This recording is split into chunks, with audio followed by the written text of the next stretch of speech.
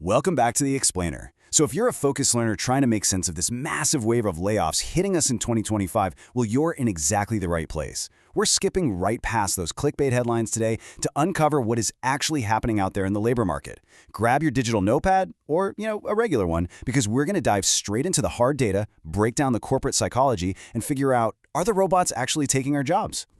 Let's kick things off with a totally staggering number, 946,000.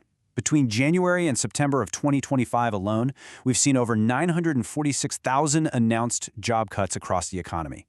And just for a little context, roughly 300,000 of those came from the government sector. To really put that into perspective for you, that is the highest number of cuts we've seen since 2020.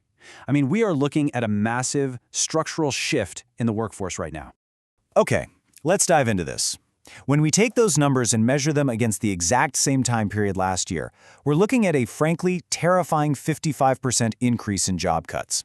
That is over 500,000 more people impacted in just a matter of months. When a spike this incredibly dramatic hits, we all naturally want to know what changed.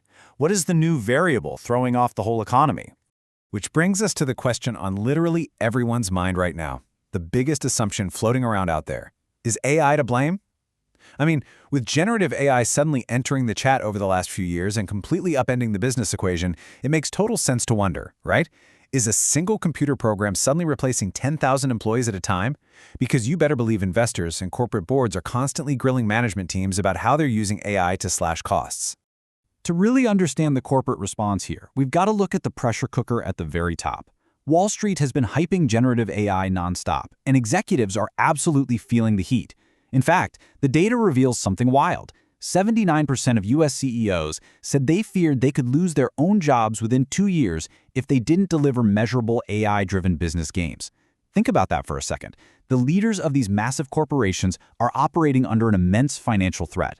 They have to prove they're part of the AI revolution or they get the boot. So the absolutely crucial point here is understanding this fascinating new concept called AI washing. Because of all that intense pressure from investors we just talked about, executives have basically developed a financial incentive to, well, stretch the truth. AI washing is this idea that when a business is deteriorating, maybe from just plain bad management or a shifting economy, executives will falsely attribute their resulting layoffs to artificial intelligence. Why on earth would they do that? Because Wall Street is buying absolutely anything with the letters A and I attached to it. Rather than admitting their business strategy is failing, they just blame AI, and they actually get a bump in their stock price for it. The lengths these companies will go just to claim they have an AI strategy can get, honestly, pretty absurd. Surveys show companies attributing these massive grand strategies to AI, but when you look closely under the hood, the reality is often as simple as using AI to write an email. I mean, is having an algorithm draft a quick memo really a revolutionary use of technology? No, of course not. But technically, it lets management proudly check that AI box for their hungry investors. Now, what's really interesting about this breakdown is what completely debunks the myth of the great AI takeover. And that's how these tools are actually being used in practice. When experts spend time carefully looking at companies that are actually trying to implement artificial intelligence, they find that it's enormously complicated, it's highly time-consuming, there's this huge perception out there that AI is simple, easy, and cheap to roll out, but it really isn't. And the absolute most surprising fact? It rarely cuts headcount at all. Actually, replacing human roles with AI is an incredibly difficult task, and it just isn't playing out in the real world the way it does in those flashy headlines. So if AI isn't the thing causing mass layoffs, who is actually feeling its effects right now? Well, the data shows a pretty clear divide. There's absolutely no doubt AI is a powerful force, but its current economic impact is mostly localized in graduate-level, lower-skilled jobs. But what about your typical white-collar middle management? Yet, researchers really haven't found much evidence that AI is capable, at least right at this moment, of taking over those jobs. So if we pull back the curtain on this whole AI washing thing, and we know the tech just isn't advanced enough yet to wipe out entire departments, we have to ask, what is the real reason for the cuts? Let's pivot our narrative away from the whole AI myth for a second, and let's investigate the actual, fundamental corporate and economic drivers behind these massive restructurings. Okay, here are the real culprits.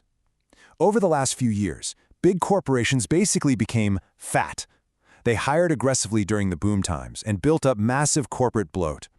But now, we've turned a corner in the economy. These bloated companies are suddenly slamming into a high interest rate environment, a weaker job market, and much weaker consumer spending. As we enter into these leaner economic times, companies simply do not have the luxury of sustaining the massive, heavy structures they built up when money was cheap. Let's actually visualize what that corporate bloat looks like in practice. Imagine you're just trying to get a single standard project out the door. Step 1, you have to navigate through 5 different layers of middle management. Step 2, navigating those layers requires endless meetings, where corporate employees spend a ton of time talking about work, but not a whole lot of time actually doing the work. And finally, Step 3, miraculously getting that one project to the customers. Companies are finally waking up and asking themselves, wait, if I cut out 3 or 4 of these management layers, how much quicker can we actually deliver to our customers? And just to show you how ridiculously prevalent this bloat is, even at the absolute bleeding edge of the tech world, consider this highly ironic piece of evidence from October 2025. The number is 600. Meta, literally one of the biggest tech giants on the planet, announced they were cutting 600 workers.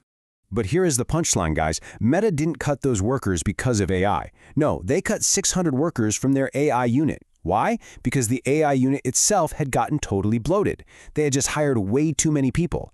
The reality is, if you want to be a tech disruptor, if you want to be an agile innovator, you simply cannot have a system where you need 10 different people to sign off on a single decision. It just proves that this is a structural, organizational problem, not an algorithmic one. So companies are slashing headcounts, trimming the fat, and hoping it saves them an absolute fortune. But executives often do this in a total panic, and they rarely stop to worry about what happens if they're guessing wrong about a coming recession. And that brings up a really critical question for any business right now. What is the hidden cost of overcutting your workforce? And this brilliantly illustrates what we're talking about. Fascinating research over the last couple of years reveals a really stark contrast, highlighting the sheer danger of a reactionary mindset. The short conclusion?